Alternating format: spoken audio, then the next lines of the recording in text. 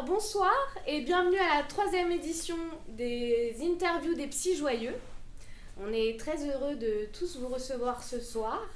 Et donc dans le cadre des Handicapades, les Psy Joyeux, composés de journalistes du GEM Proactif et du CATTP de Fontenay-sous-Bois, vont interviewer ce soir Samou Soumaoro.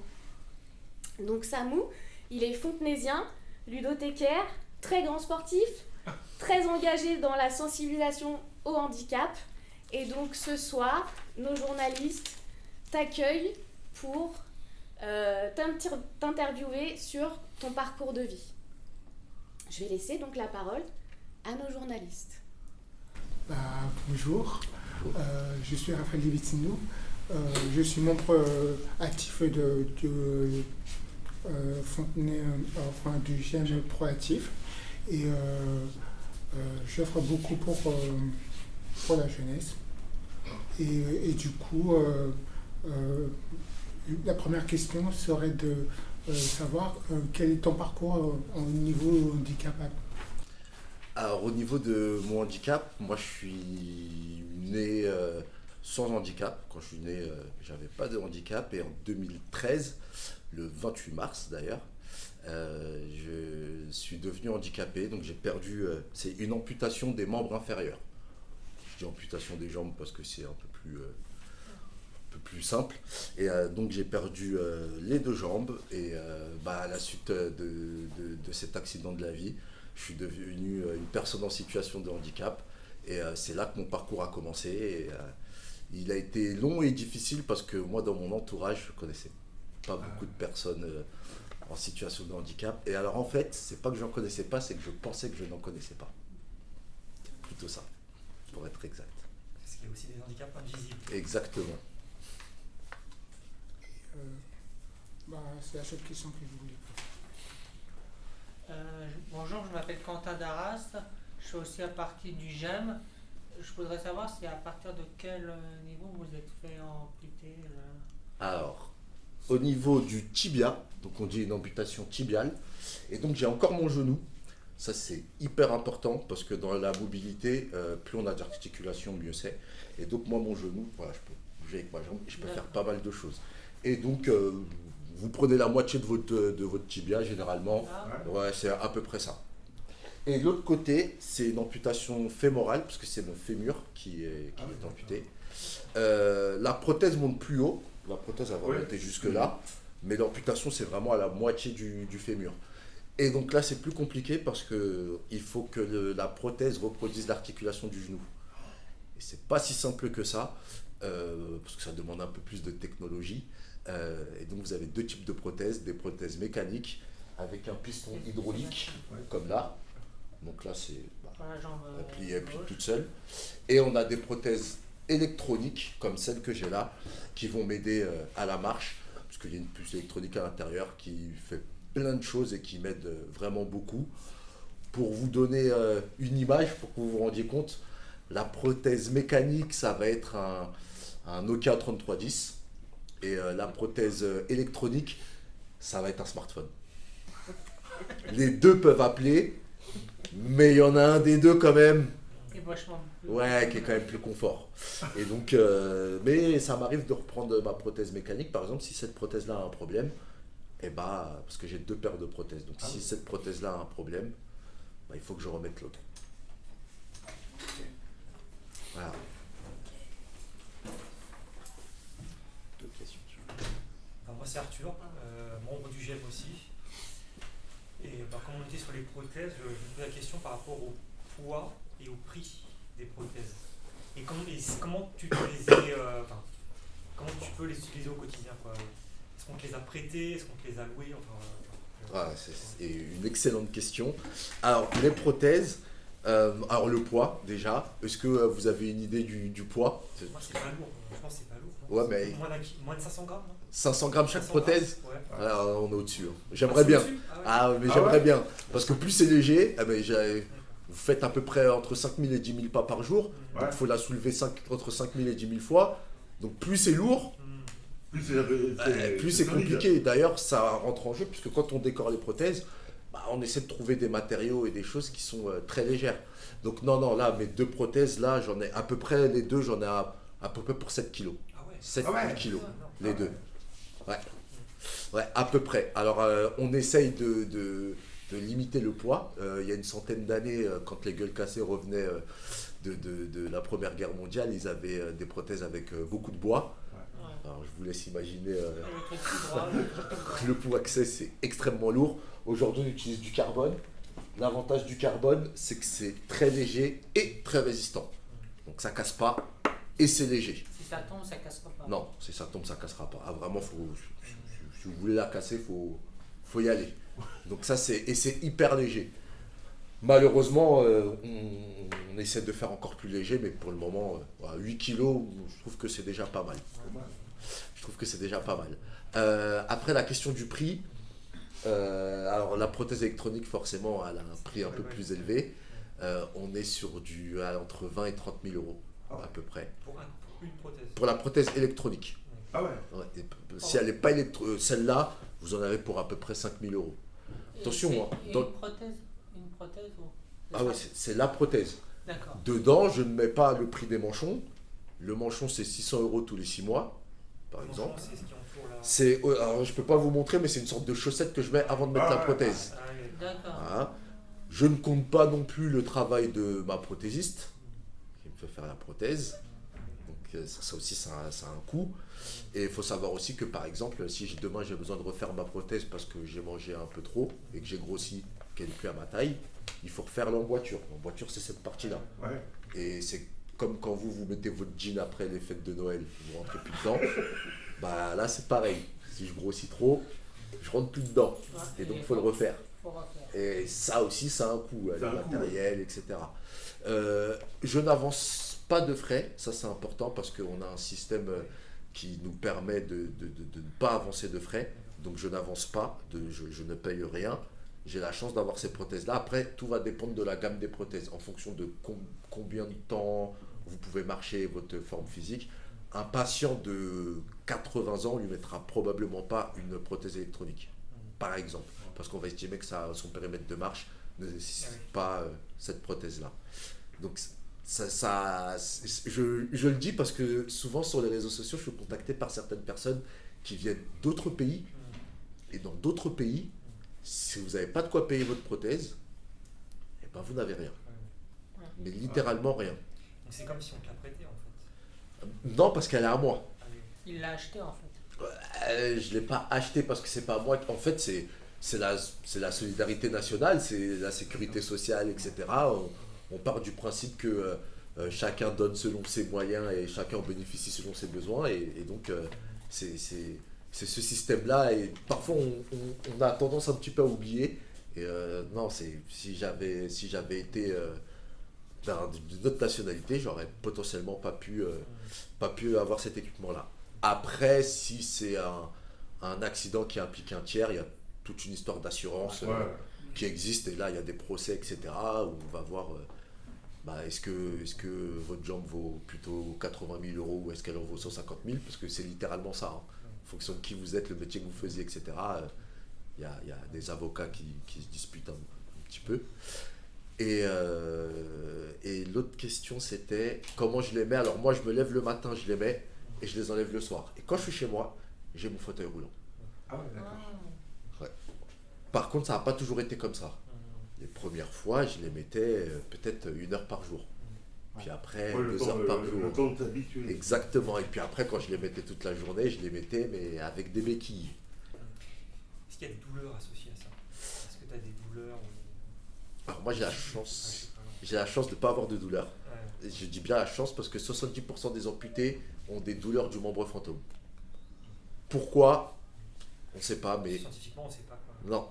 Enfin, alors c'est parfois moi je vais avoir l'impression, oui, je vais avoir mal aux pieds, alors que je n'ai plus de pieds. Ouais. Et la D'accord. douleur en fait, elle est plus au niveau du cerveau qu'au niveau du pied. C'est D'accord. le Ton cerveau qui te dit t'as mal au pied et en fait Ouais. tu ressens la douleur C'est ça. malgré que tu n'as plus le membre. D'accord. Et tu la sens pour de vrai. Et donc, moi, j'ai pas cette douleur-là, donc j'ai de la chance. Autre douleur qu'il peut avoir, c'est tout ce qui est frottement, Parce que le corps n'est pas fait pour porter une prothèse, donc parfois ça frotte, surtout l'été, et à force de frotter, ça peut irriter la peau. Un peu comme un jean qui...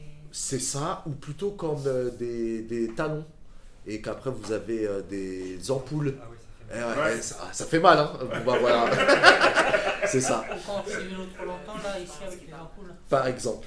Donc oui, ça, je peux avoir des douleurs dans ce sens-là. Et sinon, après, ça va être des douleurs liées à la posture.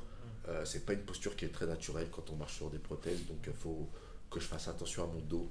Mais tout ça, on l'apprend en centre de rééducation, on nous le dit, on l'apprend, on le sait, et donc on essaie d'anticiper et de faire au mieux. Moi, Patricia du collectif Solidaire, je voulais savoir si les prothèses elles étaient moulées sur ton corps, comment on faisait pour les... Ah, bonne question. Alors, la première fois, il y a une technique artisanale. On va vous mettre du plâtre, et ça va prendre la forme du plâtre. Le plâtre va prendre la forme du moignon, pardon. Ouais. Ensuite, on va l'enlever, et ensuite, le prothésiste va faire le moulage à partir de ce que j'ai. Ouais. Fun fact, la première fois que je l'ai fait, on a mis le plâtre directement sur ma peau. Le plâtre a séché. À votre avis, qu'est-ce qui s'est passé après? Ça colle bien. Ah, ça colle bien, hein. Ah, bah quand fallait l'enlever, j'étais à 2 doigts de dire non, c'est bon, je veux plus de prothèse. Et en fait, ce qu'ils mettent, c'est un film alimentaire. Vous voyez, comme les films alimentaires là, comme ça colle pas les poils et ça va mieux. Ça, c'était avant. La nouvelle façon de faire, c'est qu'en fait, ils mettent des pastilles, plein de petites pastilles, et ils ont un petit pistolet laser qui vont Pour la forme. qui va analyser, voilà, qui va scanner la forme du moignon et ça va réapparaître sur l'ordinateur. Et après, sur l'ordinateur, ils peuvent aussi, faire des petites modifications et c'est hyper précis parce qu'il faut savoir que sur la prothèse, c'est au millimètre près. Hein. Ça veut dire que, si c'est... Parfois, je lui dis j'ai mal, elle va poncer et elle va poncer littéralement 2 mm et je vais voir la différence, je vais dire ah oui, là, je suis beaucoup mieux. Et donc maintenant, c'est comme ça, c'est de plus en plus comme ça qu'ils le font. Après, c'est comme tout, il y a encore des partisans de l'artisanat et qui préfèrent le faire à l'ancienne, donc ça dépend après du prothésiste sur lequel vous tombez. Ça veut dire que, par exemple, si tu veux changer de prothèse pour X raison, ta prothèse, elle ne peut pas resservir à une autre personne. La prothèse peut, en fait, il faut bien différencier. La prothèse, c'est ça, et ça. Ça, c'est l'emboîture. L'emboîture, c'est personnel. Ah oui. Ah, La l'emboîture, prothèse, ouais. elle peut être en... On peut l'enlever Ouais. et on la met sur une autre emboîture et ça peut servir à quelqu'un d'autre. Mais D'accord. l'emboîture, L'emboîture, c'est personnel. ah, c'est fini. D'accord. Voilà. Vous pouvez en faire un pot de fleurs. Moi, j'ai mon ancienne kiné qui en fait un pot de fleurs. C'est très joli, mais sinon, on peut pas en faire grand-chose d'autre. Je peux juste rebondir parce qu'elle Ouais. parlait du collectif solidaire. Oui. Est-ce que tu peux nous expliquer ce que c'est exactement? Alors, le collectif solidaire, c'est une association qui est née il y a, alors, en 2025. Donc 11 ans, 2014, ouais, il y a 11 ans, c'est une très bonne amie à moi qui s'est dit, voilà, on a un ami qui est devenu handicapé, donc qu'est-ce qu'on peut mettre en place pour l'aider et pour aider les personnes comme lui qui se retrouvent en situation de handicap.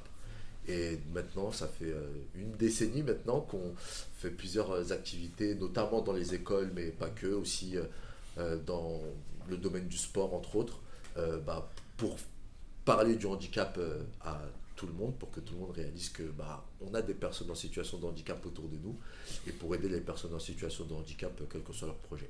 Là, c'est vraiment fontenésien. Ah on est tous fontenaisiens. Ouais. N'importe quel handicap, que ce soit physique ou... Physique ou mental. Après, on n'est pas des professionnels, Oui, donc oui. on fait comme on peut, mais moi je pars du principe que tant qu'il y a l'envie, on trouve un chemin. Christophe, j'aime Fontenay. Samou, comment aider des jeunes handicapés à avoir accès au sport handicapé? Déjà, la première des choses pour moi, c'est d'accompagner les structures qui ont besoin, qui sont prêtes à les accueillir, premièrement, et parce que les structures sont là pour accueillir tout le monde, et je pense que dans le monde associatif, tout le monde est partant, mais parfois on manque de connaissances, on manque de moyens, on peut être un peu frileux aussi, parce que parfois on a peur de mal faire, et moi je pense que ça se joue là en premier lieu, et après c'est une question de moyens aussi, puisque malheureusement, quand Ça coûte- faut de il l'argent. y a certains sports qui coûtent plus cher que d'autres, mais je pense qu'il faut pas, excusez-moi du terme, mais lâcher le morceau, parce que on ne demande pas une faveur. c'est un droit. C'est un Ouais. droit. Ah. Pratiquer un sport, faire partie de la vie en société, on en fait déjà partie, on y participe déjà. Donc on a le droit de faire du sport, on a le droit d'aller à l'école, on a le droit de travailler. Donc c'est pas Comme tout le monde. Hein. Exactement. C'est ça, ouais. Donc il faut y aller avec ses gros sabots et dire voilà, moi je veux faire du sport, qu'est-ce que vous me proposez? Et s'il y a ce qu'on te proposait, c'est pas assez, bah écoutez, on va voir ce qu'on peut faire pour que ça soit assez parce qu'il le faut. Et Pas se c'est dégonfler, ouais. c'est important. Moi, quand je suis en 2014, donc je suis sorti du centre de rééducation en 2014. Au centre de rééducation, il faut savoir qu'on fait du sport 2 à 3 fois par jour. Ouais. Ah. Donc moi, je suis resté 9 mois au centre de rééducation. J'ai fait du sport 3 fois par jour. Je suis sorti du centre de rééducation et j'ai pas pu faire de sport. Ça fait un choc, hein, en fait, du sport 3 fois par jour et vous sortez, puis, vous en faites plus du tout. Ça fait un sacré choc. Ah Et oui. lorsque j'ai voulu faire du sport, eh ben, il n'y en avait pas d'accessible proche de chez moi. Et si je voulais faire du sport, il me fallait une voiture, le permis. Donc déjà ça, j'avais pas. Donc, bah, c'est la première étape que j'ai passée. Et une fois que j'ai pu avoir le permis et une voiture, déjà il s'est écoulé 3 ans parce que bon, j'étais pas très... J'ai pris mon temps. J'ai pris mon temps. Et une fois que c'était fait, bah, après, il faut chercher quel club peut vous accueillir. Et contrairement à d'autres personnes, on n'a pas le luxe de choisir. C'est-à-dire qu'aux alentours, il y avait du basket, du tennis, et voilà, et c'est tout. Parce qu'après, c'est trop loin. En transport en commun, faire 1h30 de transport, quand en plus j'étais capable de faire que 500 mètres, et puis après j'avais besoin de m'asseoir, c'était pas possible. Et on a eu les Jeux paralympiques l'année dernière. Ça a donné un... Ça a ouvert les yeux à... Ah oui, ça a donné un bel élan, d'autant plus que le sport, le parasport, le handisport, généralement c'est mixte, c'est-à-dire que c'est les personnes handicapées, mais pas que, qui peuvent le pratiquer. Donc ça permet aussi de dire à tout un chacun, allez on y va, on va jouer ensemble, et pas les handicapés de leur côté, un peu relégués, puis on vous laisse dans votre coin. C'est pas ça l'idée non plus. Donc oui. Je veux savoir, parce que je crois que tu fais du volley assis. C'est ça. Est-ce que tu peux nous expliquer genre la taille du terrain, le nombre de joueurs, Alors, comment ça se passe en fait le terrain il est plus petit. Ça, quand même, le terrain il est plus petit parce qu'on se déplace sur les fesses. Donc il faut s'asseoir. Assis sur les fesses, que vous ayez vos jambes ou pas, que vous soyez valide ou pas, c'est assis sur les fesses. Et une fois qu'on est assis, le terrain il fait 10 mètres de profondeur. Ton équipe c'est que 5 mètres. Après tu t'arranges, tu dis moi je prends les 2 premiers et toi tu prends les 3 derniers par exemple. Et en largeur c'est 6 mètres. On joue à 6 contre 6 et après ce sont les mêmes règles qu'au volley debout. Vraiment les mêmes règles. C'est un sport qui ressemble beaucoup à sa version classique. Donc c'est pas dépaysant, on retrouve le même fun. Donc ça c'est vraiment sympa. Pour parler d'autres sports que j'ai pratiqués aussi, le basket fauteuil, on retrouve aussi les mêmes idées qu'au basket. Le terrain par contre fait la même taille et le panier est aussi haut. Donc là par contre, va falloir faire un peu de pompe. Voilà, c'est correct. Ah bah oui, pour passer dans le panier. Quel sport est ton sport préféré en handicap? À pratiquer ou à regarder? Pratiquer. À pratiquer. C'est bien d'essayer de botter en À touche. pratiquer, je vais être honnête, à pratiquer ça reste le volley quand même. Le volley. Ouais, ça reste le volley, je trouve ça fun. Après, je vais être honnête, c'est assez ingrat comme sport, comme sa version classique. Hein. Le volley debout, si vous vous inscrivez au volley debout, je pense que les 3 premiers mois, vous n'allez pas vous amuser, Non. parce que la balle, elle va faire que tomber, et en fait, il faut apprendre les fondamentaux techniques, et ça, c'est assez long. Ouais. Une fois qu'on les a, c'est fun. Ça et le tennis. Le tennis, c'est super fun, moi j'adore ça. Tennis fauteuil. D'ailleurs, c'est le sport que j'ai voulu pratiquer. Et comme le club était trop loin, je me suis mis au volley. Et après, après je dis, bon, en fait, c'est bien le volley. Et j'ai pas repris. Mais vraiment, en termes de fun, ça va être le volley. Après, en termes de... Voilà, pour regarder, honnêtement, le basket, c'est cool à regarder. Le rugby fauteuil, c'est extra à regarder. Ouais. Ah ouais, ça j'adore. Et le goalball. Le goalball à regarder et à jouer, j'adore. C'est quoi le goalball? C'est le sport pour les personnes qui soit malvoyantes, soit non-voyantes. D'accord. Et la cage fait à peu près cette hauteur-là, mais toute cette largeur. On fait rouler la balle a une petite clochette à l'intérieur, comme au CC Foot. Et après, nous, on l'entend et on empêche la balle de rentrer dans le but. Et du coup, on va se jeter au sol pour pour l'enregistrer. Puis quand on a la balle, après, on la renvoie en essayant de marquer des buts. C'est vraiment. Et c'est un sport qui n'a pas d'équivalent chez les valides. Et ça aussi, je trouve ça cool parce que c'est vraiment un sport qui est né. Si on veut par exemple participer, qu'on n'est pas handicapé, on peut se mettre un bandeau et Alors, participer avec les autres. c'est ça, mais de toute façon, il y aura, même quand on est non-voyant, on met un bandeau. Parce que, alors, ne croyez pas que le sport, dès qu'on arrive au haut niveau, il n'y a plus de. Je ne veux pas dire plus, mais il y a moins de bonne entente, etc. Il peut y avoir de la triche. Ah Donc ouais. on va vous mettre un bandeau parce que vous dites Pour que être vous ne voyez sûr. pas, mais. Pour être sûr. Ouais, il y a eu des histoires de triche. Hein. Je vous invite à regarder les Jeux Olympiques, les Jeux Paras de Sydney en 2000, au basket. C'est beau, hein. Enfin, c'est moche, mais. En parlant de ça, à quand la version pro? Tu es en standard, c'est-à-dire en sport handicap standard, à quand tu vas passer en pro? Ou est-ce que tu es déjà en pro? Ah, alors, déjà, on va définir les termes. Parce que c'est une très bonne j'ai pas tous question. les termes, désolé. Ouais, mais il y a le sport professionnel et le sport de haut niveau. Ouais, C'est pas la même chose. d'accord. On peut être à haut niveau sans être professionnel, Ouais. d'accord? Et on peut être professionnel. Professionnel, c'est qu'on est payé. Ouais, d'accord. Ah ouais, d'accord. Ah oui, c'est qu'on est payé. Si demain, vous trouvez quelqu'un pour vous financer votre inscription au concours de BAF, vous serez un athlète professionnel. Ok, Au niveau, tu montes ça? voilà, c'est ça. Mais il faut des gens pour. Et le sport, le handisport, ça a les problèmes que vous savez, c'est-à-dire que pour que ça soit professionnel, Ça marche. il faut quelqu'un pour le financer. Et Ça. les gens qui financent, c'est des gens qui vont vouloir que ça soit regardé. Donc si ça passe pas à la télé, Ouais. s'il n'y a pas de gros événements, etc., c'est compliqué. Et un athlète handisport, Ouais. la moitié de son temps, il le passe à chercher des financements et des sponsors. Ouais. C'est la moitié de son temps.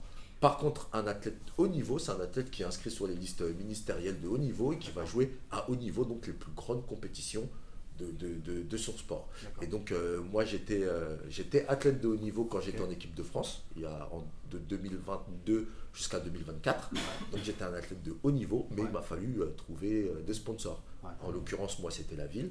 Et pour certains collègues, ils ont dû trouver. C'est pas toujours simple. Hein. J'avais des collègues qui étaient kinés. Quand vous avez votre cabinet de kiné, mais que vous partez 2 semaines en compétition, et puis 3 jours par mois, vous partez en stage d'entraînement, etc., bah, vous n'êtes pas payé. Donc, parce que si vous voulez être le haut niveau, il faut s'entraîner. Si vous travaillez 35 ou 40 heures par semaine, ça fait pas beaucoup de temps pour s'entraîner. Oui. Ah Et puis, si vous voulez être les meilleurs, il n'y a pas de secret. Hein. Puis pour pouvoir jouer, il faut gagner de l'argent. Donc, C'est dur. ça. D'où l'idée d'aller chercher des sponsors. Ok. Et donc là, actuellement, t'es pro, t'es en pro. Alors, dans le volet assis, il n'y a pas de pro. Ah, il Il n'y a pas de Non, pro. il y a Ah, il n'y en a pas. Ah non, il n'y a pas de pro. Y a pas de pro. Ah non, on a dit à moins qu'il m'ait caché quelque chose, mais non, il n'y a pas de pro pour l'instant. Et je ne suis plus athlète de haut niveau, mais je joue quand même le championnat de France avec mon club. J'entraîne une section de volley assis à Fontenay. D'ailleurs, vous êtes les bienvenus si vous voulez essayer. Ah ouais, Ça sera avec plaisir. J'ai une question. Oui. C'est professionnel et c'est sponsor, c'est ça? Professionnel, c'est que tu es payé. Mais quand tu es payé tu vas être payé par un club, tu vas payer par Par un sponsor. potentiellement ta fédération, Ouais. tu vas être payé, pas forcément un sponsor. Un sponsor peut, Ah. peut me payer, mais je ne serai pas forcément pro. Payé, D'accord. c'est pro, c'est j'ai un Je contrat. comprenais pas. Par exemple, Kylian Mbappé, c'est un joueur pro, parce qu'il y a le Real de Madrid qui le paye tous les mois pour qu'il joue C'est avec son lui. métier. C'est que son ça. métier, il ne fait Et que ça. j'ai une autre D'accord. question. Qu'est-ce que ça t'a fait de porter la flamme olympique? Alors moi j'ai porté la flamme paralympique. Paralympique, excuse-moi. Ouais, et j'étais fier parce qu'il faut savoir que moi j'ai arrêté j'ai arrêté en février pour les Jeux Paras, donc je savais que je ne ferais pas les Jeux Paras, et c'était quand même une jolie récompense, même si je ne faisais pas les Jeux Paralympiques, parce que pour moi ça récompensait l'engagement qu'on a avec le collectif solidaire et avec tous mes proches pour la reconnaissance du handicap, du sport handicapé, etc. Donc oui, pour moi c'était ça, c'était vraiment une récompense pour tout ce qu'on fait tout au long de l'année, même tout au long de ces années. Et ouais, c'était une fierté. Mon père était venu, ça m'a fait plaisir d'avoir mon père avec mes neveux et nièces à ce moment-là. Donc ouais, non, franchement c'était une fierté. Tout comme c'est une fierté aussi de rentrer sur le terrain et d'entendre la Marseillaise avant un match avant un match de volley parce que on représente ce pays quoi. Hein, on joue pas que pour soi. On joue pour le pays. On joue pour lui. Surtout la fierté, c'est de l'entendre à la fin. Ah, ouais. Mais c'est plus pour la F1, je sais pas pour le volley, parce que pour la F1, celui qui gagne, on entend sa Marseillaise à lui. Ouais. Bah alors quand tu gagnes, c'est une sensation encore au-dessus que j'ai pas eu la chance de connaître malheureusement, mais j'espère que les collègues l'auront un jour. Je vais pas, c'est pas facile. Hein. Pourquoi t'as arrêté en février si c'était pas trop indiscret? En février, il y a les listes qui sortent avant février. Aux alentours de février, la liste, on approchait des listes définitives de qui participe aux Jeux Para ou pas. Moi, ça faisait 2 ans que je m'investissais, me demandait beaucoup de temps. Et je pense que j'aurais pas été retenu. Et ça me prenait beaucoup de temps. Et là, j'avais envie au moins de profiter de ma fille et de ma femme. Il faut savoir que juste avant, on était partis 2 semaines en Égypte pour la Coupe du Monde. Et 1 semaine pour la Ligue des Nations bronze, c'est du temps qu'on passe pas en famille et je me suis dit je vais pas aller au jeu donc je vais profiter de ma fille quand même parce que c'était pas facile pour la famille qui nous suit, qui nous soutient, mais c'est pas facile quand même. J'ai une question, je suppose que tu cours. Oui. Et je voulais savoir c'est quoi tes sensations, si tu te rappelles d'avant, maintenant. Est-ce que c'est agréable ou c'est dur? Comment tu le vis en fait courir? C'est les deux. Hein. C'est les deux. Alors déjà, je tiens à préciser que moi dans mon cas, les prothèses de sport ne sont pas financées. Donc si je veux une prothèse de sport, c'est à moi de me la payer. Ah ouais, d'accord. Déjà. La prothèse, la lame coûte à peu près 2 000 €. Donc 2 lames, parce que moi j'en ai 2. Donc 4 000. Donc, Déjà pour 4 000 €. Ouais, même un peu plus. Et après, le genou, vous en avez pour à peu près 5 000 €. Donc si je veux courir, il faut que je débourse à peu près 10 000 €. À peu près. Honnêtement, à chaque fois que j'ai 10 000 €, je m'achète une voiture parce que c'est important et que j'ai pas les moyens. Ouais, Et l'association L'Âme de Joie m'a fourni ces prothèses-là. Et, je les remercie et je le dis parce que c'est une association, ils sont bénévoles, ils récupèrent du matériel pour pouvoir refabriquer des prothèses et permettre à des adultes et des enfants de pouvoir recourir. C'est beau. Vraiment, et puis ils sont vraiment hyper sympas. Moi, j'avais pas couru depuis 12 ans. Alors, la sensation, honnêtement, la première fois que j'ai couru, moi, je pense que je devais avoir mon cours à 2 ans, 2 ans et demi. J'ai oublié ce que ça me faisait. Par contre, la première fois que j'ai recouru avec des prothèses au bout de 12 ans, j'étais comme un enfant. Vraiment, je sautais. Je sais pas si vous vous rendez compte, essayez de vous imaginer, vous, la dernière fois que vous avez couru, ça m'étonnerait que ça fasse plus de 10 ans. Donc vraiment, j'étais heureux, j'étais comme sur un nuage. Et après, il y a un petit moment de frustration, parce que malheureusement, on peut pas courir longtemps. C'est extrêmement énergivore. Vraiment, c'est hyper fatigant. Donc je cours, et puis après, très vite, je suis fatigué, je m'arrête. Alors j'ai envie de courir plus, mais je peux pas. Donc je me repose un peu, et après, je repars. Et sinon, qu'est-ce qui est le plus rapide? Si on court tous les deux, l'un contre l'autre, je suis plus rapide ou t'es plus rapide? Ah non, tu seras plus rapide. T'es sûr? Ça fait longtemps que je cours Ah pas. non, tu seras plus rapide. Tu seras plus rapide, tu te rends pas compte, mais je pourrais vous montrer. En fait, si vous vous comparez par exemple à la finale du 100 mètres et que la personne est amputée d'une seule jambe ou des 2 jambes, les 2 jambes tibiales, elle peut courir extrêmement vite. D'accord. Et potentiellement plus vite que beaucoup de personnes.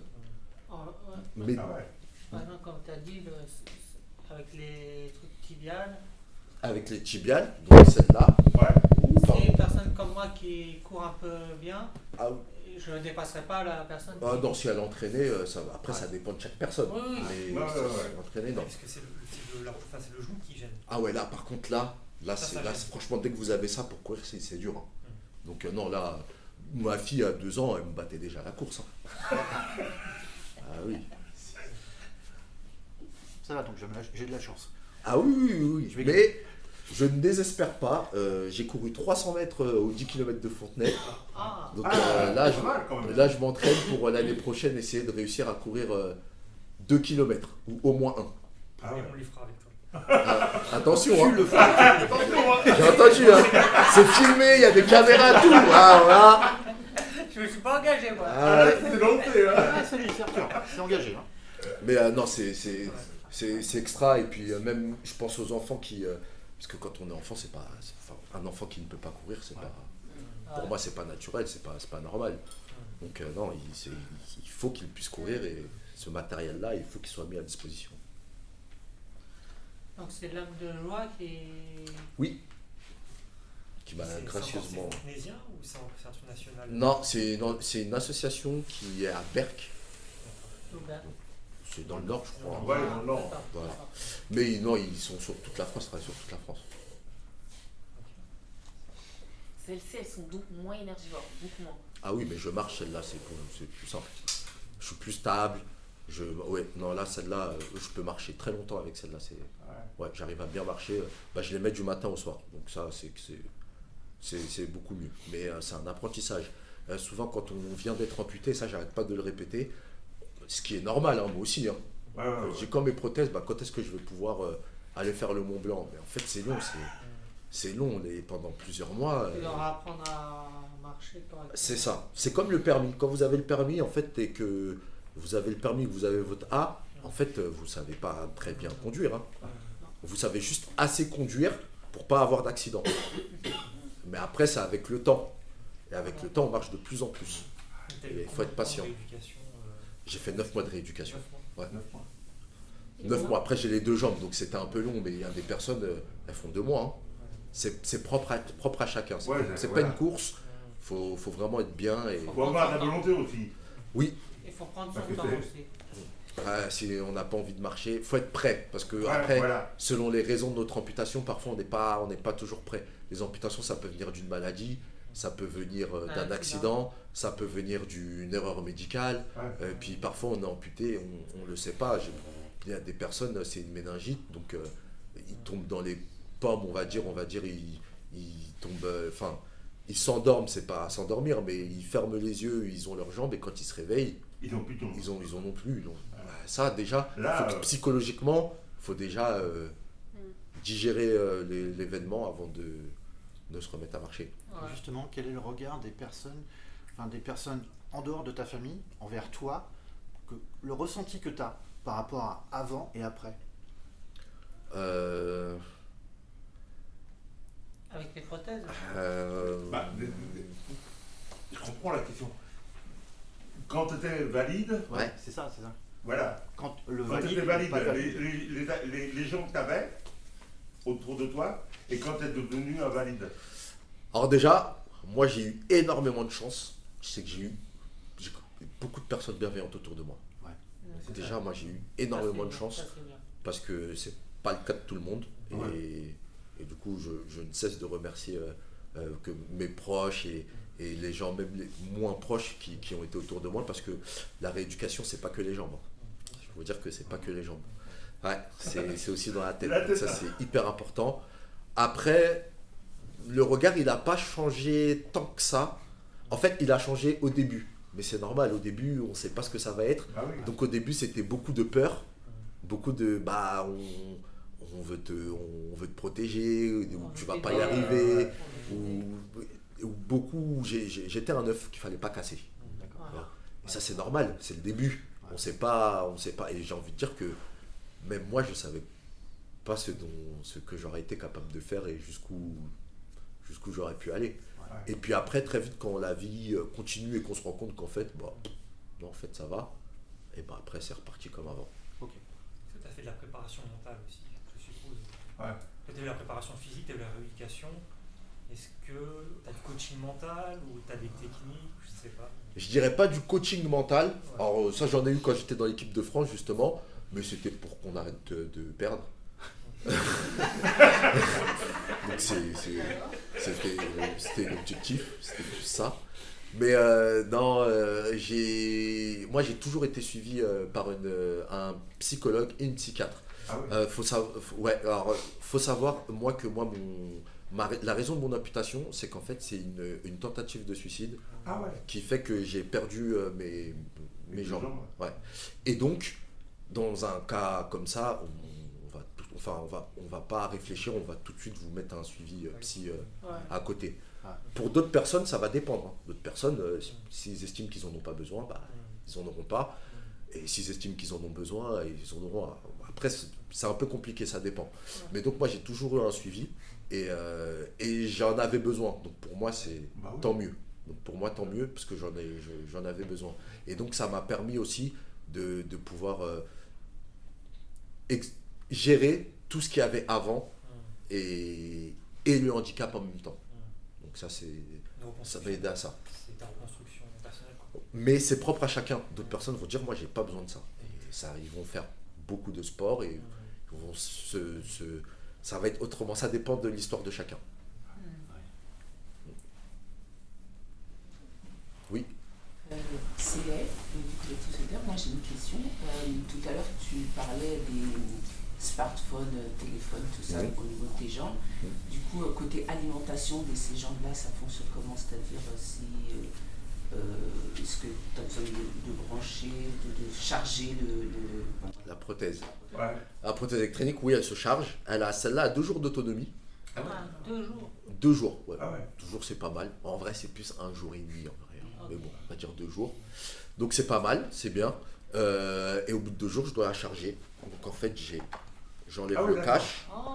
Et il y a Ah ouais. le chargeur. Alors c'est un chargeur spécial. Hein. Ah ouais, ok. Je branche. Le chargeur, Ah ouais. le chargeur, il coûte 1000 euros. Oh putain. Le chargeur, il coûte 1000 euros. Et un jour, chez mes parents, merci, chez mes parents, il y a mon chargeur qui a été coupé en 2. Et je persiste et je signe. C'est un de mes neveux ou nièces qui l'a coupé, mais comme j'ai pas la preuve, je peux pas savoir qui c'est. Mais couper mon chargeur. osé se dénoncer. Ils ont pas osé se dénoncer.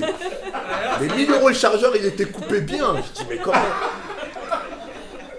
Donc voilà. Ils savent que s'ils se dénoncent, Ah bah là, ouais, là j'aurais été fâché. Hein. Et après, par contre, par exemple, quand j'oublie de la charger, et ben, la prothèse ne plie plus quand je marche. Ah. Ouais, elle se met en mode sécurité.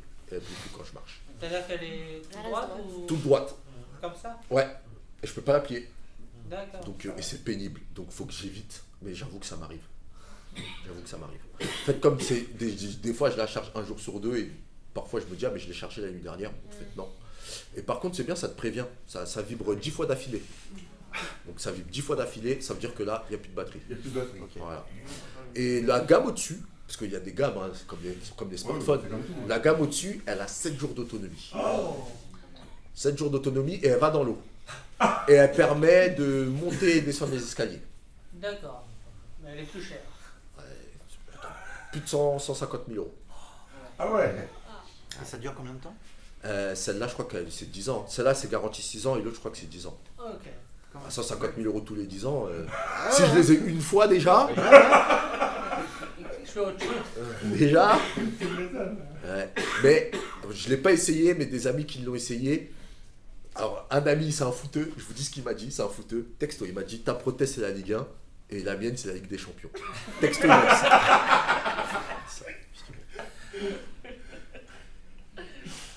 Et la charge d'une prothèse, ça dure combien de temps? Ah, ça charge très vite. Je pense que 4-5 heures. Ah ouais. Ouais, franchement, ça charge très vite. Ouais. Et par contre, il faut l'envoyer en révision tous les 2 ans. Tous les 2 ans, ils la prennent, ils la démontent, ils vérifient que tout va bien, ils la remontent et ils me la rendent. Révision, ça veut dire qu'ils surveillent que. Tout va bien, comme une voiture. Ah, Ah, bah, c'est ça. Comme une voiture, voilà, ils prennent, ils démontent et il ils regarde vérifient. si tout l'électronique est. Ouais, si c'est pas usé, si c'est pas. Et s'il y a un problème, voilà, faut remplacer les pièces. Et ça coûte cher, sûrement. Oui, mais j'ai pas de facture. Hein, moi, ici. Ouais, je Prix sais. de Nantes, Là, ça. dans la garantie. Oui, d'accord. Ouais. Est-ce que tu peux passer les portiques de l'aéroport? Bah oui, mais ça sonne. Alors, il y a deux. Ah bah ça sonne. Ah oui, bah ça sonne. Donc il y a 2 solutions. Alors déjà, quand je prends l'avion, ne jamais monter sans mes prothèses. Parce qu'en fait, si je monte sans mes prothèses avec l'altitude, mon moignon peut gonfler. Ah oui. Et donc après, quand je vais vouloir la remettre, Tu peux Tu vas et pas voilà, pouvoir je vais parce pas que- pouvoir ouais, tout de voilà. suite. Donc je la garde comme ça. Au moins mon moignon reste mon moignon reste dans la prothèse. L'autre chose, ça va dépendre. Par exemple, j'ai déjà été dans un pays. Quand on a été en Égypte, je leur ai montré le papier. Bon, ouais. Ils m'ont dit bon bah pas de souci, et par contre ils me fouillent moi, donc ils vérifient que j'ai rien.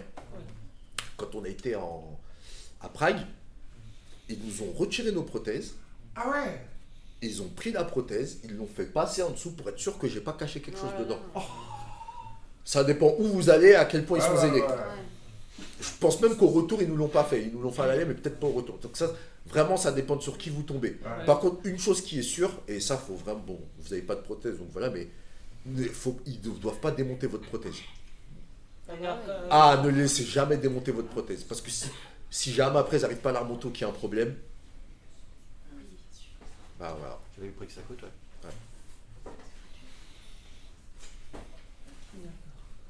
Je veux savoir, comment vis-tu ton handicap au quotidien dans la vie sociale avec les autres en général? Moi je le vis bien, j'ai cette chance-là, enfin chance, oui, mais moi je le vis hyper bien. Je peux être en short très régulièrement, j'en parle sans souci. Quand on m'interrompt dans la rue et qu'on me pose des questions, je réponds avec plaisir. Je travaille avec les enfants. Les enfants ils ont toujours des questions. Et année après année les enfants en plus, parce que là on est au mois de décembre donc ils ont oublié, enfin au mois de novembre donc ils ont oublié, mais quand ils vont me revoir en short au mois d'avril-mai, ils vont me reposer les questions, ou ils vont me dire mais avant c'était qu'une seule jambe. Non, c'était les deux jambes. T'es sûr? Oui. Donc moi j'ai pas de problème avec ça, et j'en profite pour essayer de faire un peu de pédagogie. Ça serait bien. Parce que y a des propos qui sont maladroits et les personnes ne s'en rendent pas compte. Et souvent, alors s'ils tombent sur quelqu'un en situation de handicap, qu'on a juste marre qu'on lui disait les choses 36 fois par jour, ça va pas sortir pareil. Donc j'essaye d'avoir un peu de pédagogie, mais c'est pas facile. C'est pas facile. Mais moi je le vis bien. Après on n'est pas tous égaux, hein. Par exemple moi j'ai une amie, c'est une femme. Bah pour elle c'est plus compliqué parce qu'elle me dit bah moi par exemple j'aime bien une femme qui quand elle veut se mettre en jupe ou autre, elle aura pas ça va pas faire pareil, et ça c'est pas juste hein, mais heureusement et donc il y en a pour certains pour qui c'est plus compliqué ou certains qui aiment pas ou juste qui aiment pas qu'on voit leur prothèse. Après c'est un choix aussi. Et l'été ça t'arrive de te mettre en short? Ah mais même l'hiver hein. Ah ouais? Oui parce que c'est pratique quand même. Ouais, comme ça quand je m'assois je peux enlever la jambe. Oui, moi je suis régulièrement en short quand même. C'est possible de faire de la natation? Il faut t'enlever toutes les prothèses. J'enlève toutes les prothèses, ouais. Alors moi par contre je sais faire que la brasse. Mais c'est parce que je suis très mauvais nageur et parce que c'est comme ça. Ah oui, Parce que je suis très mauvais nageur d'une part, et parce que moi j'ai eu des greffes de peau, c'est-à-dire qu'on m'a pris de la peau de là pour la mettre sur mes moignons, et donc ça c'est hyper long à cicatriser. Et tant que c'est pas cicatrisé, je peux pas aller dans l'eau. Donc juillet-août, j'allais pas à la piscine. Donc voilà. Et parce que je suis très très très mauvais nageur. J'ai toujours été dans le groupe des têtards et tout. Donc voilà. Ok, tu parlais de propos maladroits. Ouais. Qu'est-ce que tu entends qui te rend fou en fait, t'en as marre? Maladroit où je comprends c'est maladroit, je fais de la pédagogie, ou vraiment je dis non ça faut pas dire ça. Non franchement c'est chaud, faut pas dire ça. Il y en a plein. Alors premièrement, les questions abruptes et directes quand on connaît pas la personne. Ça se fait pas, mais il y a encore des gens qui le font. Hein. Ça m'étonne. Je pensais pas que ça existait encore, mais si. Ça existe. Hein. Une fois je rentrais, je portais des courses et la dame elle me regarde, elle me dit ah bah alors mais qu'est-ce qui vous est arrivé? Mais je la connais pas. Ça c'est hyper intrusif, c'est hyper. C'est personnel. Voilà, donc ça t'as pas envie de le dire à tout le monde. Voilà, ça déjà premièrement. D'autres choses, par exemple,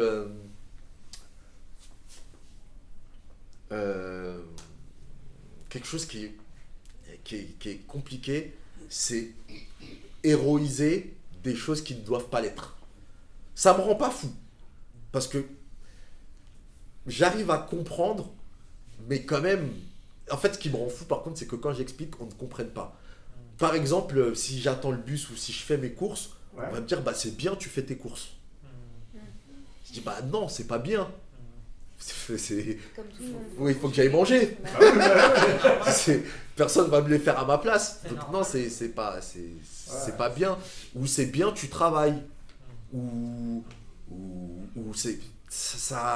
je dis non, parce que ça veut dire que vous partez du principe que la situation normale pour une personne handicapée, bah, c'est de ne rien faire. Ouais, c'est d'être assisté. Voilà, et en fait Ouais. non, donc ça c'est pas, donc ça me gêne, mais ça quand je l'explique, on a encore beaucoup de mal les gens ont beaucoup de mal à comprendre, surtout parce que en fait pour eux c'est bienveillant ce qu'ils disent, mais en fait non, c'est si on va au bout, non, ou après des propos qui me, ça je l'ai beaucoup entendu au début, comme ça, ah oui non moi je pourrais pas à ta place, je pense que je me suiciderais je pense.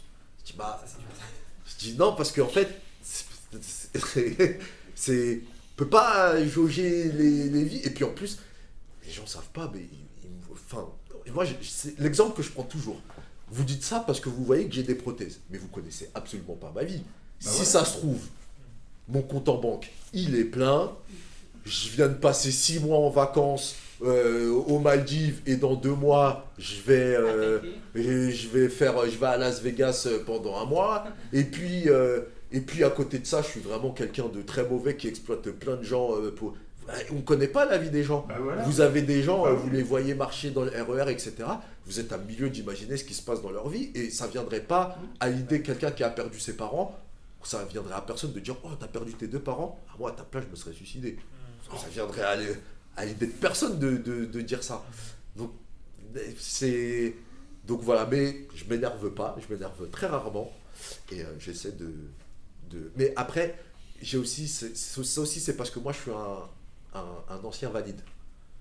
Donc je pense que quelque part je l'ai pensé à un moment ça aussi, où que j'ai dû voir la vie de cette façon-là, et donc maintenant que j'ai vu les deux côtés, j'arrive à me dire ok, ce qu'il faut que je dise pour voilà, mais pour d'autres personnes c'est juste trop violent pour qu'elles puissent l'accepter, et je comprends parce que c'est pas acceptable. Comme tu as dit qu'on ne connaît pas la vie des gens, ma mère disait souvent que quand la porte est fermée, même si c'est un voisin, tu ne sais pas ce qu'il y a derrière la porte. Exactement. Bah voilà, c'est ça, ouais. Exactement. Mais non, mais c'est vrai, hein. Et le handicap invisible, c'est pareil. C'est souvent on va se plaindre, on va dire ah mais un tel il fait pas ci, mais un tel il fait pas ça, ou la dame là-bas, elle exagère. Ouais, mais vous n'êtes pas dans le corps et dans la vie des uns et des autres. Donc soyons tous un peu plus bienveillants, et occupons-nous d'ailleurs d'abord de faire le bien pour nous et les autres, et le reste on verra plus tard.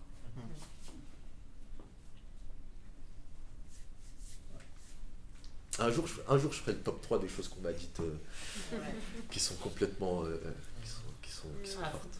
Folle. Complètement folle. Ah oui, bah, on en a tous. Hein. On en a tous.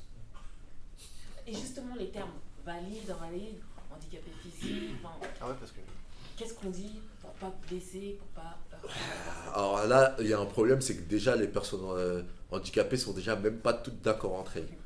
Déjà, parce que par exemple, on dit en situation de handicap, et moi j'aime bien ce terme, parce que en situation de handicap, c'est aussi pour dire que c'est la situation qui fait que nous sommes handicapés. Et donc c'est pas lié à la personne, c'est lié au contexte, et donc, ça j'aime bien. Ceci étant dit, c'est pas une insulte de me dire Samou t'es handicapé. Moi je suis désolé, moi j'aime bien dire on appelle un chat, et j'aime pas non plus, c'est personnel ce que je dis, mais adoucir un peu les choses, enrober un peu les termes, etc. Donc non, moi je suis handicapé, ça me dérange pas qu'on le dise. Invalide quand même, c'est déjà, j'ai jamais vu quelqu'un de moins de 50 ans dire invalide. Déjà. Invalide, c'est un peu plus... Ouais, c'est invalide, c'est plus lourd. Ouais, c'est ancien, ça fait ancien, je trouve. Oui, donc c'est plus ça. Moi, je veux dire handicapé. Non, pour moi, handicapé, ça se dit. En situation de handicap, ça se dit. Mais ouais, mieux dire en situation de handicap, comme ça, déjà, vous attirerez pas de foudre. Et c'est... Après, oui, c'est moi, mon handicap, il est moteur. C'est plus handicap moteur que physique. Déjà. Ouais, okay. Déjà, et après, le mieux, c'est de demander à chacun, parce que chaque personne va vous dire en fonction. Le seul celui-là, je le sais, faut pas dire sourd-muet. Ça, à bannir. Voilà. Tu veux dire comment, alors? Ben, ils sont juste sourds, en fait, ils sont pas muets. Ah. Sourds, pas sourds-muets. Ah oui, parce que... Oui. Je vais pas me lancer dans des explications. Je veux pas me tromper. Voilà. On verra en- Excusez-moi. Mais non, mais parce qu'ils ont une voix, ils peuvent parler en fait, il me semble. Ouais, d'accord. Une voix, donc ils Je entendent l'avais pas, compris, mais je l'avais pas compris. ils sont pas muets, c'est juste sourds. Après, est-ce qu'on doit dire sourd ou malentendant? Moi, pour avoir parlé avec eux, ils disent sourd. Hein. C'est pas malentendant, hein, mais bon. Le mieux de leur demander, et chaque personne vous dira. Y a-t-il eu beaucoup de gens avec vous qui ont été malveillants du fait de votre handicap ou pas, effectivement? Alors moi, non, honnêtement. Après, attention, parfois c'est pas ressenti. Il y a encore, il me semble qu'il y a encore un testing qui vient d'être fait sur les demandes par CV, les demandes d'emploi. Voilà, quand on vous dit qu'on ne vous rappellera pas pour un poste, on ne vous dit pas que c'est parce que vous êtes en situation de handicap. Donc, moi je ne le sais pas, mais est-ce que c'est pour ça ou pas? Il y a ça, il y a d'autres... oui, il y a des gens, oui, si, il y a quand même des gens... alors, aujourd'hui, j'ai une compagne avec un enfant, mais j'ai rencontré des femmes avec qui c'était... Quand tu dis que tu es handicapé, faut voir... J'ai même un ami un jour, alors ça c'était magique. Un ami, il me dit, t'aimerais pas quelqu'un me présenter? Je dis, je connais une fille, elle est super sympa et tout, c'est une amie, elle est super cool. Je dis, par contre, elle est amputée d'une jambe. Il dit, ah non, moi je mérite quelqu'un qui a une bonne jambe, enfin qui est normal quoi. Je l'ai regardé, j'ai dit, mais ça veut dire que moi... Ça veut dire que moi, tu me présenterais pas à une pote ou juste nous, qu'entre handicapés. Genre, nous, il me dit non, c'est pas ce que je voulais dire. Là, il s'est rendu compte. Je dis quand même. Donc, il y a de la pédagogie à faire à tous les niveaux. Ouais. Que ce soit enfant ou adulte. Ah ouais. Mais bon, les enfants, à la limite, ça reste après. Si je comprends bien, il y a encore beaucoup d'idées préconçues, effectivement, et tout, sur le handicap. Ah bah oui, mais après, il y a des choses qu'il faut comprendre. Il y a des choses que je comprends. Quelqu'un, je lui dis, je suis handicapé, je suis amputé des deux jambes, elle ne sait pas à quel point ou pas je suis autonome, ce que je peux faire tout seul et ce que je ne peux pas faire. On ne peut pas lui demander de savoir parce qu'elle ne sait pas. Donc elle ne sait pas, par exemple, est-ce que tu te fais à manger, est-ce que tu es en fauteuil roulant, est-ce que tu n'es pas en fauteuil roulant, est-ce que tu ne te déplaces qu'en béquille, est-ce que tes prothèses, tu peux les mettre tous les jours, tu peux marcher, mais combien de temps tu peux marcher? Est-ce que ça veut dire qu'on peut aller se balader, toi et moi, et discuter, ou ça veut dire que non? Est-ce que tu prends les transports en commun? Est-ce que... Tout ça, elle ne peut pas le savoir. Donc, il faut aussi être un peu indulgent. Parfois, une personne qui me dit, t'es handicapé, mais qu'est-ce que ça veut dire? Ok, je préfère qu'elle me pose les questions. Est-ce que tu as un logement adapté, par exemple? Est-ce qu'il y a des escaliers chez toi ou des trucs comme ça? Alors, fun fact, quand on a emménagé, alors déjà, quand on allait faire les demandes d'appart, visite, je vous cache pas que c'est ma femme qui y allait. C'est mieux. Comme ça, on a plus de chances, on met toutes les chances de nos côtés. Mais on nous a déjà dit, oui, l'appartement il est adapté. Vous êtes sûr c'est adapté? Oui, c'est adapté. Puis quand on arrive, le fauteuil il passe même pas à la part du bâtiment. Tu vois, donc voilà. Donc oui, il faut un logement adapté. Nous on a acheté neuf. Donc dans le neuf, nous on a acheté neuf. Comme ça, il n'y a pas de... Voilà. Parce que si tu n'achètes pas neuf, il y a des travaux derrière, les gens te disent c'est adapté, ça l'est pas. Et même le neuf, il n'est pas vraiment adapté en fait. Est-ce qu'il y a plus de logements adaptés dans le logement social ou pas? Ça dépend, l'âge du logement social dont tu parles. Hein. En fait, c'est juste une question d'âge des bâtiments parce qu'en fait, il y a des normes qui ont été faites et en fonction des normes, plus c'est récent, tu es sûr que ça va l'être, mais sinon non. Donc c'est-à-dire ça allonge les durées pour trouver un logement Il y a ça, et puis quand tu es en location, t'as des propriétaires qui vont dire, moi je veux pas d'un fauteuil roulant, ça va me tuer mes murs quoi. Oui. S'ils veulent relouer derrière. Voilà. Donc faut. Après ça se fait. Mais de toute façon, j'ai envie de dire, le logement c'est dur pour tout le monde. Hein. Bon, en Ile-de-France là, c'est pas la meilleure période. Hein. Donc, qu'on soit handicapé ou pas, on n'arrive pas à trouver de logement. Oui, déjà. Donc, voilà. Mais moi, non, et donc là, ça va. Seul bémol, je voulais un appartement au rez-de-chaussée, et en fait c'est un rez-de-jardin. Et à l'époque, je connaissais pas la différence. Vous connaissez la différence, vous? Non. Oui. Je sais pas. C'est quoi ça? Ouais. Eh ben, le rez-de-chaussée, c'est un vrai rez-de-chaussée. Ça veut dire que tu Le rentres, rez-de-jardin, t'es chez c'est toi, pas- rez-de-jardin et un demi-étage. Ouais. Ah, Il y a un demi-étage, oui. Voilà. oui, je connais. Ah ouais. je connais. Il faut un truc pour faire monter un Bah, fauteuil. du coup, je suis quand même tributaire de l'ascenseur.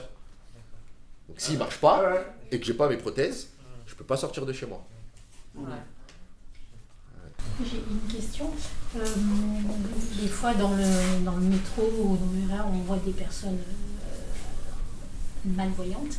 Et des fois, j'ai envie de les aider parce que j'ai l'impression qu'elles sont un peu perdues, etc. En fait, on n'ose pas trop. Mais toi, du coup, comment les gens ils peuvent savoir où est-ce que tu as envie? Est-ce qu'ils doivent t'aider? Est-ce qu'ils ne doivent pas t'aider? Est-ce que... Ouais. Il y a deux cas de figure. Il y a le cas de figure comme là, ça m'est arrivé, où une dame est montée dans le bus, et alors quand je suis en pantalon là, va voir ailleurs Samou, t'es comme tout le monde. Ouais. Et donc la dame, il y a une dame qui lui cède sa place, et en fait elle dit non, parce qu'elle attendait que moi je lui cède, parce que l'autre dame était un peu plus vieille. Je lui dis, je suis désolé madame, mais là moi je suis fatigué, aujourd'hui je suis fatigué, je suis en jean, donc bon, je veux rester assis, et en fait quand je suis en fauteuil, quand je suis en pantalon, bah, je suis pas handicapé. Hein. Pour les gens, je suis pas handicapé. Ah, ça se voit pas. Hein. Bah oui, ça se voit pas. Ça se voit pas. Hein. Tout Bah, au plus, moi, on va j'ai dire, vu il a quand- mal. Quand t'es rentré, Ouais. bah, je t'ai vu arriver avec tes prothèses, Ouais, je me suis donc, dit. Donc ça se voit pas. À l'inverse, quand je suis en short, Ouais. là j'ai même du mal à refuser de l'aide. Par exemple, si je suis debout et que j'ai pas envie de m'asseoir, Il y a une personne qui les gens va me demander, je vais dire non. La personne, elle va quand même assister. Parce que, et je la comprends, ça fait mal de rester assis alors qu'il y a quelqu'un avec des prothèses debout. Bah oui, en plus, Les gens ils te regardent en mode ah, tu pourrais ouais. te lever et tout. Donc là, il y a des personnes qui disent bah, si vous voulez pas vous asseoir, vous asseyez pas, mais elles se lèvent quand même. Parce que voilà, ou quand je fais tomber quelque chose, ou etc., je dis non, ça va, et ben les gens, ou même on m'aide, même quand je dis tout va bien, ou que je demande pas. Ouais. Ça, c'est un petit peu pénible. Mais bon, j'arrive à comprendre, les gens ils veulent faire bien, mais Ouais. parfois j'ai pas besoin d'aide. Hein.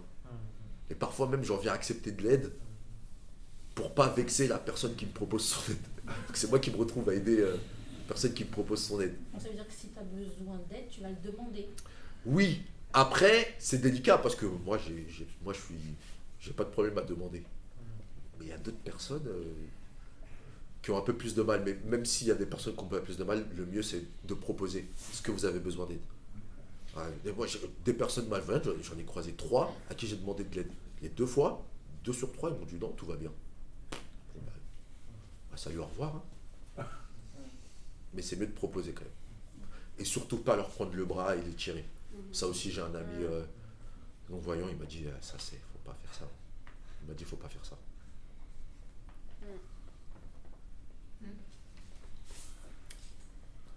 Eh bien, on va devoir clôturer cette interview. Une dernière question. Allez, une dernière question. Pour la conduite, en voiture. Ah ouais. Ouais, ça fait bien ça. Alors, je me mets sur le côté. Regardez. Je suis comme ça. Ouais. Je monte dans ma voiture. Ouais. J'ouvre. Je mets le contact. J'ai un bouton, il faut que j'appuie dans les 30 secondes. Si j'appuie dans les 30 secondes, les pédales sont désactivées. Et ensuite, j'ai une petite manette et ça fait comme les motos. Quand je fais ça, j'accélère. Ah, ok. Et pour freiner, je pousse la manette. Donc en fait, quand je conduis, je suis comme ça. Là, j'accélère, je pousse. Et j'ai comme les routiers, une petite boule. Ouais, une petite boule sur le. Voilà, comme ça, je peux tourner. Ah, d'accord. Comme ça. Et là, j'ai une petite télécommande pour mettre le klaxon, les feux, l'essuie-glace. Ah, Voilà, d'accord. je conduis comme ça. Ah, ouais. Ça, c'est pratique. Et avantage, je ne peux pas textoter au volant parce que mes deux mains sont prises. Donc au moins, ça limite les tentations. Ouais, c'est interdit en plus. Oui, c'est pour ça que je dis ça. Donc voilà, et c'est un aménagement. Je ne peux conduire que des voitures automatiques. Ah oui. Ouais, je peux Ouais, pas. Non, ça, ouais. embrayage et tout, ça, c'est pas possible. Ah ouais. Et l'aménagement a un certain coût. Il faut rajouter 3500 € à peu près. Ah ouais. Et tu peux l'adapter à toutes les voitures Oui, tant qu'elles sont automatiques. automatiques. Tant qu'elles sont automatiques, c'est adaptable à toutes les voitures. Ok. Attention, c'est mon système. Il y a d'autres systèmes qui existent. Il m'en a montré 3, 4, 5 à peu près. Ils sont tous bien, mais après, ça dépend de votre pathologie et de ce à quoi vous êtes habitué. D'accord. Et ça, c'est à ta charge? Alors, la MDPH te rembourse paye une grosse partie, Ouais. à condition soit d'avancer, soit de faire le dossier, d'attendre 1 an, qu'ils acceptent. Ah oui, d'accord. Ouais. C'est à toi de faire le dossier en fait. Ouais. Et ils te donnent pas les sous, ils acceptent, et après ils payent le prestataire. Mais moi, par exemple, là, quand j'ai acheté mon autre voiture, Ouais. j'ai pas fait parce qu'en fait, j'avais besoin d'une voiture tout de suite et j'ai pas le temps d'attendre. Ouais. Et donc, j'ai fait comme ça. Et là, on s'y est pris à l'avance. Donc là, on l'a fait et là, on est bien. Mais c'est une fois tous les 5 ans. Ah Donc, oui. si j'achète une deuxième voiture, par exemple, ça à ma charge. D'accord. Donc, tu as passé un permis spécial. Non, j'ai passé le permis automatique. Ouais, ok. Ouais, permis automatique. Par contre, il fallait me trouver une auto-école Qui aille le permette. Et adapté. Et la mienne, elle était à Porte des Lilas. Et c'était le plus proche. Alors, ils sont cool. Ils s'arrangeaient pour venir me chercher ou pour à la fin de la conduite, on te Ouais. dépose chez toi et moi, je ramène la voiture pour limiter mes déplacements. Ouais. Mais là, l'auto-école a fermé. Je me demande si aujourd'hui, je voulais le faire, où est-ce que je devrais aller? Parce que c'est pareil.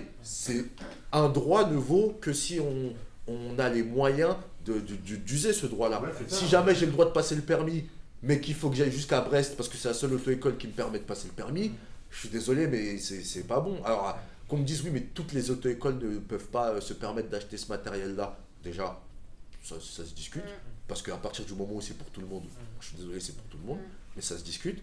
Mais à la limite, alors peut-être pas toutes, mais est-ce qu'il n'en faudrait pas une par secteur, ou enfin je sais pas. Ouais, voilà. Parce que là, moi, en tout cas, c'était très cool. Mais là, maintenant, je regarderai quelqu'un qui veut passer son permis où ça doit aller. Eh ben, merci à tous et à toutes. Merci beaucoup, Samou, de Merci à toutes vous, hein. tes Ouais. réponses. Et on se retrouve pour une 4e édition très bientôt. Et je vous remercie. Merci.